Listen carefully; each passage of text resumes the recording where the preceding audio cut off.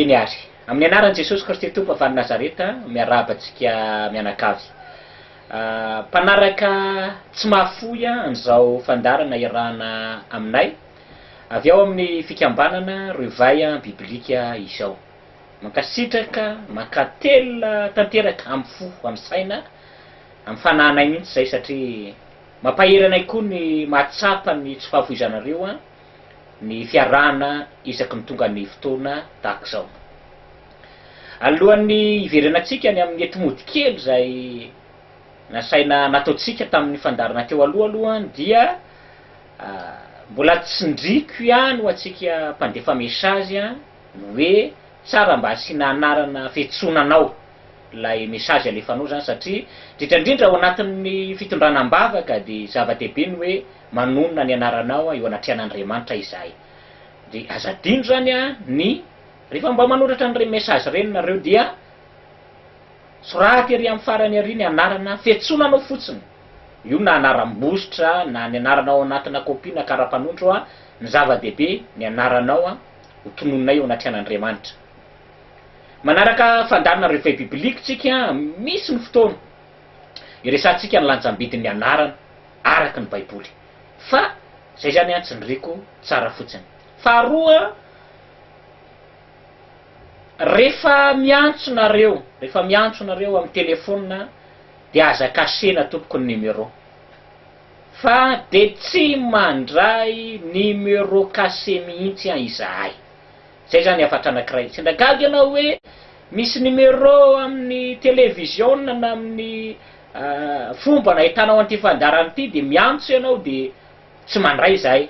Fa raha vao kase ny numéro anao dia tsy mandray mihitsy izay. Dia rehefa miantso manao appel zany aza kasena tompoko numéro.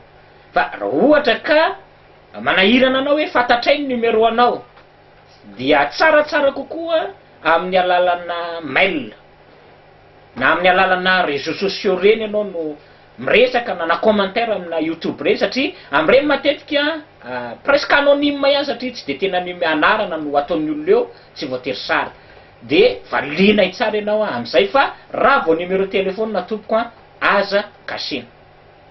Ny fanamarihana fatelo farany tsindriko ihany na mbola tsy voavalinay amina fotoana andefasana ho azy ny mesazinao na ny SMS io na ny amin'ny réseaux sociaux io na mail io ka tsy voavaly dia aza matahotra ianao tompoko fa tsy maintsy valinay reny amina fotoana hananana fahafahana samihafa eo am-pelantaninay fa tsy adino zany no mamaly ny fanontanianao na amin'ny alalan'ny mesazy SMS zay na amin'ny alalan'ny mesazy amin'ireny réseaux sociaux samihafa ireny.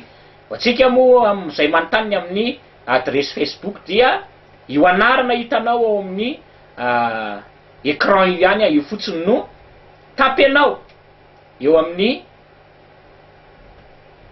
réseaux sociaux eo de manao demande d'ami anao de zay koa miaccepter ny demande rehetrarehetra zay ary tsy ela dia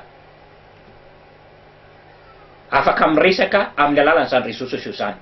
Ny anaran'ny fandarana moa Revay biblika dia misy groupe koa amin'ny réseaux sociaux eo hoe groupe Revay biblika dia afaka manao demande koa ianao miditra amin'ireny groupe reny dia betsaka ny fandarana ny resadresaka ny tavatava samihafa ao amin'ny groupe ny Revay biblika io. Zany moyen ahafahantsika mianakavy mifandray daholy dia voaray ianao raha vao amin'ireo zavatra nyresahako rehetra no mandefa ny mesazy. Zay no hanafisana ny arahaba zany amin'izao fandarana manaraka izao ndray zay fangasitana sy mise au point kely momba ny fifandraisantsika izay. Alohan'ny iverenantsika ao amin'ny bokin'ny Apokalipsa toko 5, andininy 9 sy ny 10 zay nasaiko nivakintsika tany aloha. Somary nidodona ny ora kely tsika teo maraparanana an'ilay namaky ny bokin'ny Apokalipsa toko 9 sy ny toko 10 ary ny Apokalipsa toko 1. Tany amin'ny Apokalipsa toko 9 rehefa namaky ny Apokalipsa toko 9 tsika dia inona ny zavatra tsikaritsika tao anatin'izay fanambarany bokin'ny Apokalipsa izay Mahasamihafa an'le bokin'ny apokalipsa zany ho isika de zao hoe lay afatra omeny ny bokin'ny apokalipsa dia tsy mitovy amin'ny ohatra ianao zany ohatra raha mamaky ny bokin'ny asan'ny apôstôly de nisoratana ana olona voatokana ny bokin'ny asan'ny apôstôly ohatra. Raha mamaky ianao ohatra ny Torah hainao tsenjery zany de nisoratana ho ana firenena voatokana na foko voatokana. De presque ohatr'izany nanoratana ny boky rehetra ao anatin'ny baiboly.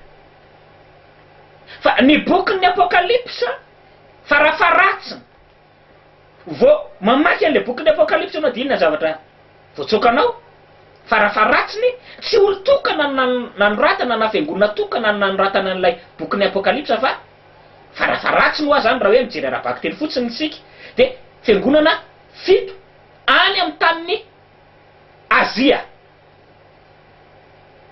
Teo aloha rehetra raha mamaky ny asan'ny apôstôly zany anao de soratana tamina lehilahy antsoina hoe Théophile. Mamaky ny Exodosy anao soratana ho an'ny Israeliana. Mamaky ny bokin'ny mpanjaka na ny bokin'ny tantara reny ianao na ny Joda na ny Israeliana. Fa mahafinaritra zany amin'ny bokin'ny apokalipsa de zao hoe bokin'ny apokalipsa boky nosoratana ho an'ny olona tsy Israeliana, nosoratana ho ana fiangonana tsy jiosy, nisoratana ho ana firenena aty amin'ny tanin'ny jentily na amty amin'ny hafa firenena zany. Zay any zavatra anankiray fanamariana.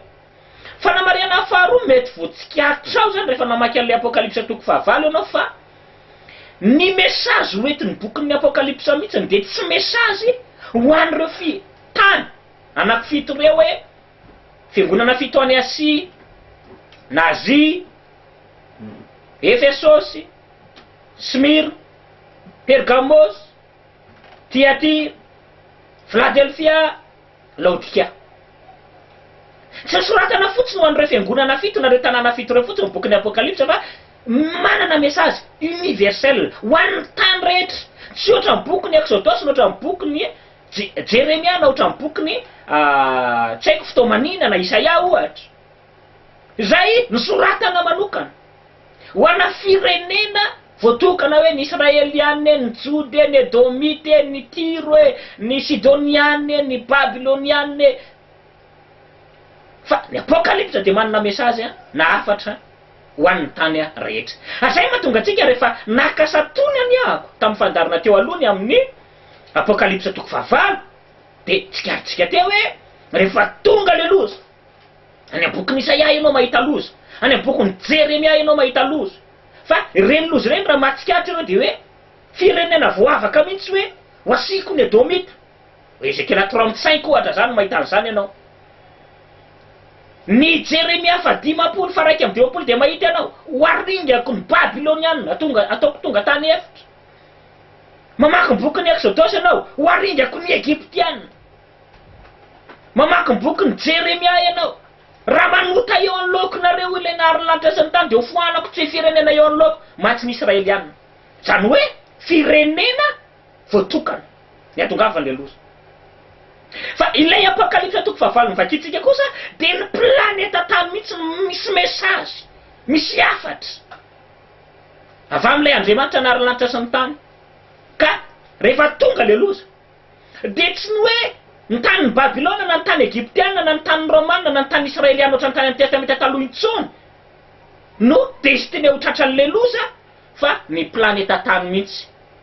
Tsika moa zany tsy mbola tena mandika amin'ny bokin'ny apokalipsa fa le hoe inona na tonga tsika namaky ny asan'ny apokalipsa toko fahavalo de tsotra asehoko atsika hoe jerevy tsara fa misady rese amin'ny planeta tany Andriamanitra ao amin'ny bokin'ny apokalipsa. Fa tsy misady rese ho an'ny fiangonana fotsiny na misady rese ho an'ny firenena matahotra azy fotsiny fa ho an'ny planeta tany. Ny afatra lazaina ao amin'ny bokin'ny apokalipsa fa mazava ho azy ny fiangonana no mampafantatra an'izany mesazy zany ho an'ny planeta tany.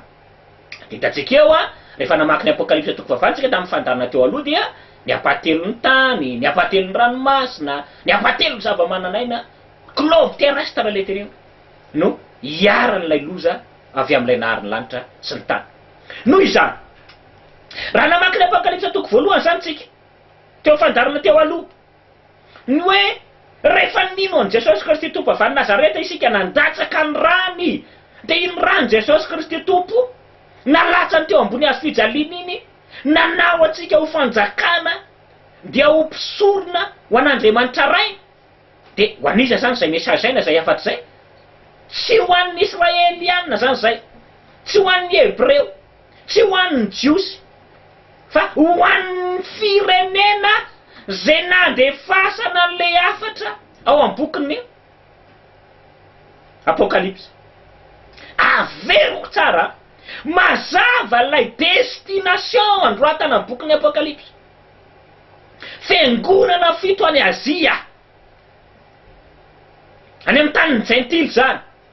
Ary le firenena de efa tenenina tsara, le tanàna de efa tenenina tsara. Any amin'ny tanàna any Efesosy, any amin'ny tanàna Smyrna, any amin'ny tanàna Pergamos.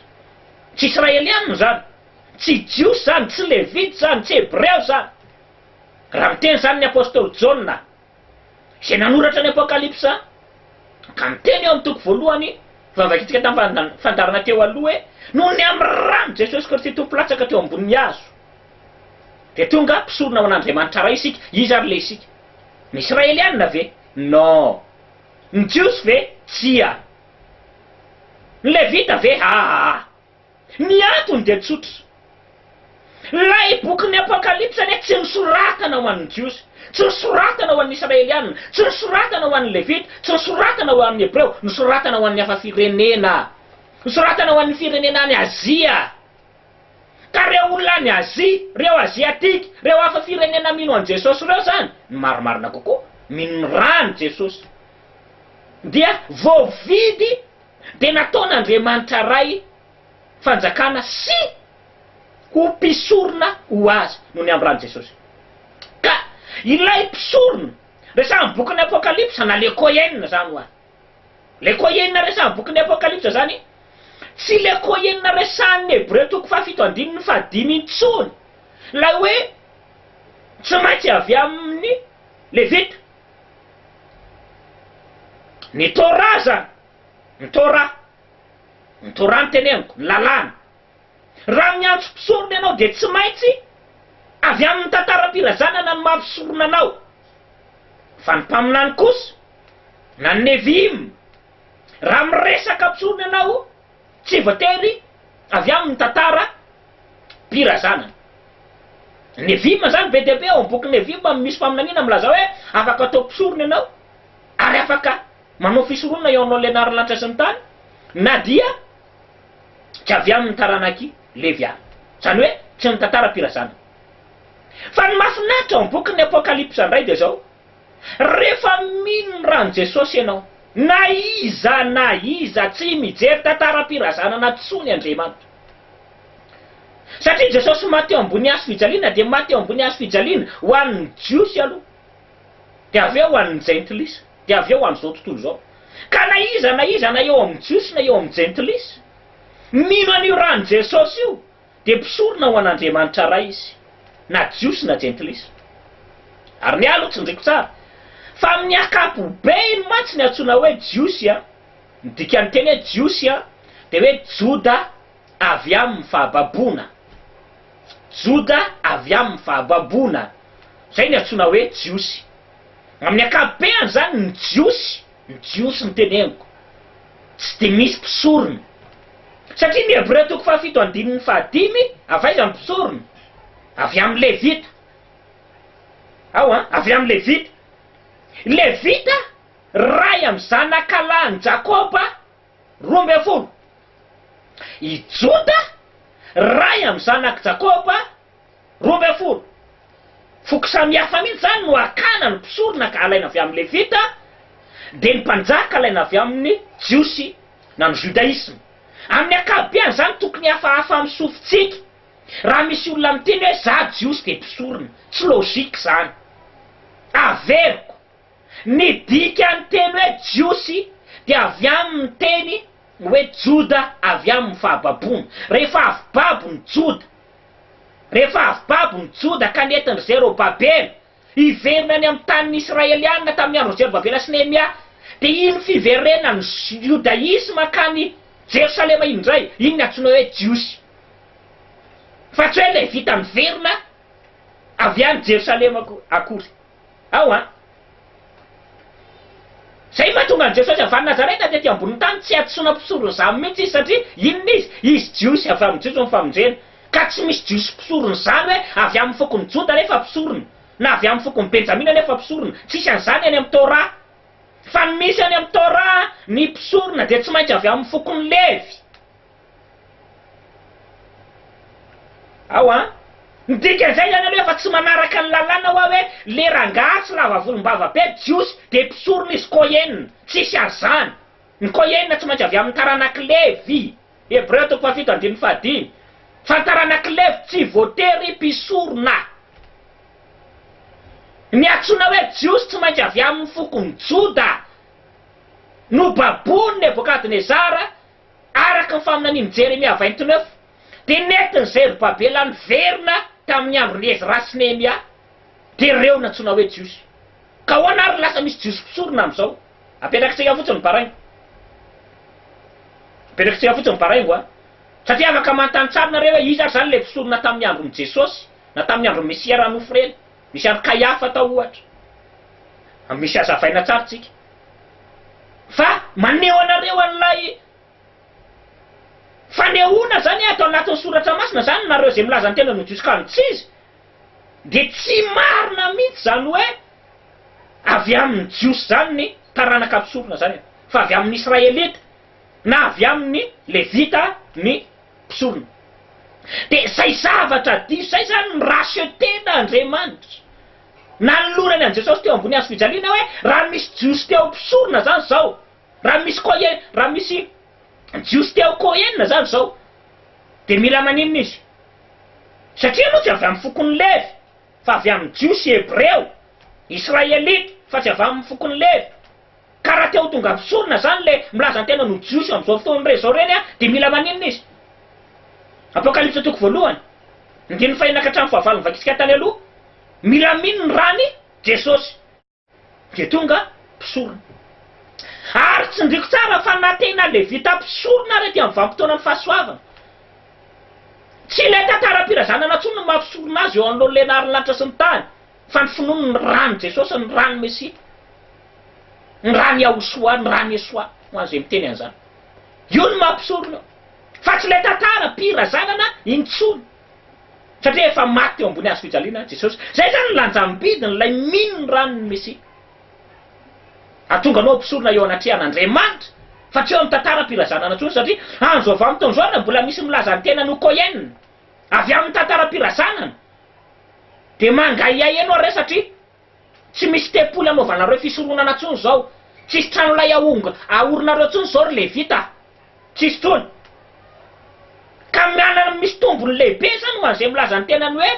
Kohenina Hebreo jiosy ny mino an' Jesosy avy any Nazareta mino ny Mesia de tonga mpisorona eo le Andriamanitra ray izy de miditra amin'ny tempoly tsy natao tanana ny an-danitra fa am'izao vanim-potoana zao aloha mbola tsisy tempoly tsisy trano lay aorinareo ka aza blamena zay zany ny teny amin'ny fandarina teo aloha hoe aza blamena mihitsy nylay hoe fahamarinana na le tempoly masina ka hoe matimatika ambo amin'ny tantaram-pirazanana eo tsika de amoriporona tempoly na taberina kely na fitoerana masina indrindra aty Madagasikara eny tendrombohitra tsy azo atao zany araraky ny Torà de averiko tsara fa raha misy olona manam-bola ka manao trano de ataony mitovy pôzy amin'ny tempoly na amin'ny taberina kely le tranony de toram-bato izy ary fongorona tsy ala tsy izy taranaka intsony eo amin'ny fokony taranaky Jakoba na zanak'Israely zany ka tsy azo alay tahaka io tompo de tsy azo apetraka any am'izay toerana tianao koa fa Andriamanitra mandray fanapahan-kevitra hoe raha misy Levita zany am'izao arabaky teny raha misy Kohenina arabaky teny de aizy reny miasa ao amin'ny tempoly arabaky teny ka tsy aty Madagasikara aloha tsy azo andrenina tempoly za mialatsiny tsy azo andrenina tempoly aty Madagasikara any Israely ny fanorenana ny tempoly fa any am'izao vanim-potoana zao mbola tsy tonga ny fotoana voatendrosio hameren'Andriamanitra n'izany tempoly any izany ny Kohenina zany am'izao le aranofo le ara-tantaram-pirazanana mbola tsy miasa ka miantso amin'ny anaran'i Jesosy avy any Nazareta miantso amin'ny anaran'ny Yahosoa Masira miantso amin'ny anaran'ilay naharylanitra sy ny tany aza blamena zany lay tempolo masina na le soratra masina. Averiko tenena foana za zava-masina zay satria ny apôstôly Paoly de nilaza tamin'ny alalan'ny Timoty rahalahy fa any aparany any ny olona de tsy anaja zay masina. Any aparany any tena karakteran'ny olona miandro farany zany any aparany any, ary ataon'ny mpirahira mihitsy moa de mora tadidy. Ko fantatrao fa any aparany any de ny olona ho tia tena, ho tia vola, mpandoka tena, mpiavinavina, de raha eo anatin'ny karakteran'ny olona miandro farany ny tsy manaja ny masina, tsy manaja zay masina. Ary anisan'ny tsy fanajana ny masina zany io fitondrany ny mpitondra fivavahana ny zava-masina tao any amin'ny ekleziana any amin'ny sinagoga io. Ary masosotra tsy ndriky tsara hoe mamaky ny lalan'ny fisoronana ianao nany amin'ny bokin'ny Levitikos zany, lalan'ny fisoronana. De misy akanjo masina takilay naharylanitra sy ny tany anaovan'ny Kohen rehefa hiditra ao amin'ny tabernakely na ao amin'ny tempolo na ao amin'ny tranolay fiaonana lay mpisonona, le Kohen zany. De izy ny jiosy de mandeha bus izy de anaovany rangaty isy raha matoty le akanjo masina anaty bus. Za manaiky misy akanjo masina any amin'ny Levitikos any amin'ny lalan'ny fisoronana, fa le lalàna nge tsy anaovanao anaty bus le akanjo masina, tsy anaovanao eny an-dalana rehetrarehetra eny de anaovana eny le akanjo masina. Zao amin'ny Torah miteny an'izany hoe io akanjo masina io azonao entina eny an-dalana eny. Izy eny an-dalana eny ianao mifanena amin'ny olona mitondra kisoa, mifanena amin'ny olona mitondra malina, mifanena amin'ny olona mitondra fozahorana, mikasokasoka amin'ireny bitro reny anaty tômôbilina misy sokatra amina taxi brosy, de anaovanao mikasoka amin'ireny le akanjo masina ohatra. Ajao le masina, zay zany le antso ataoko, ajao le masina, fa tsy fanao zany. Raha kristianina ndray ianao, raha kristianina, raha misy rima zany raha tsy tianareo ndray le mot grika hoe kristianina, raha misy rima.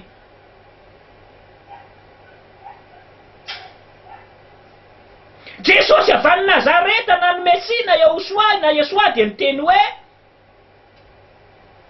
aleotsika tsy manao fitafina olona metsara velatsy ka atao lava ny somotra viavy sy ny flaky teny hoy ny fampianaran'ny Mesia. Fa aloha ny alalan'ny olona tsika hoe mpivavaka, olona matahotra an'Andriamanitra, aloha ny alalan'ny olona tsika inona? Hoana alalan'ny olona tsika tokony mivavaka? Andao amaky kely an'ity bokin'ny Jakoba ty tsika maravarantsika amin'ny fotoana de toizatsika amin'ny fandarona manaraka andray zay. Jakoba toko voalohany, epistily soratany Jakoba, raha tsy tia zay mahay teny Hebreo ndray zany le ji satria io moa hoan'ny olona zay nianatra teny Hebreo de saroto mihitsy izy amin'ny hoe tsisy jiny ny alphabet Hebreo, de aloha zany mbavaka iko hoe amaky ny bokin'ny Yakova zany tsika. Yakova toko voalohany, ahoana ny alalana anao hoe mpivavaka ianao, fitafiana ve, akanjo ve, somotra viavy vita amin'ny olona rehetra eny an-dalana sy mipotra tele rehetrarehetra ty ve? Yakova toko voalohany andininy 26-27.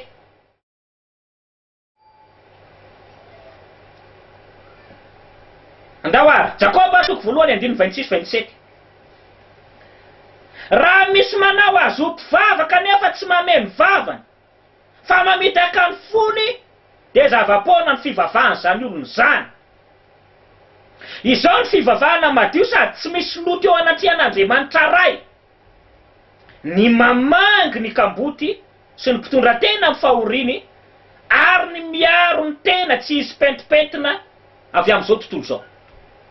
Zay ny fivavahana madio sady tsy misy loto eo anatrehan'Andriamanitra ray. Hoy Jakoba na Yakova, zay jiosy, zay Hebreo, zay mahay ny lalàna. Fa tsy hoe fahitan'ny olona anao manao rebareba akanjo eraky ty sisina rabe ty sy eny am-piangonana sy mipotra tele no itenenanao hoe zany zay raha mpivavaka marina. Tsia, ny conduite nao ny fitondratena anao andavanandro ny tokony alalan'ny olona anao. Hoe mpivavaka marina le olona tsy atsimotrano azy, mpivavaka marina le olona tsy andrefatrano, mpivavaka marina zany olona ao amin'ny réveil biblique zany, tsy le fitafy, tsy le akanjo tsara tare, fa le fanao. Miresaky tsika fa mangina ny kampoty sy mitondra tena amin'ny fahoriana rehetra, le fanao fa tsy le fitafy. Manaraky tsika meona sondray ny fifandraisana zany efa nresako tany amin'ny fiandohan'ny fandarana mba mangataka atsika fotsiny anajany zay fepetra zay dia hafinaritra ny fifandraisantsika menakavy mirary iso amin'ny anaran'i Jesosy Kristy Movan'i Nazareta fiadanana ho amin'ny tokantranonao manaraka indray tsika miona.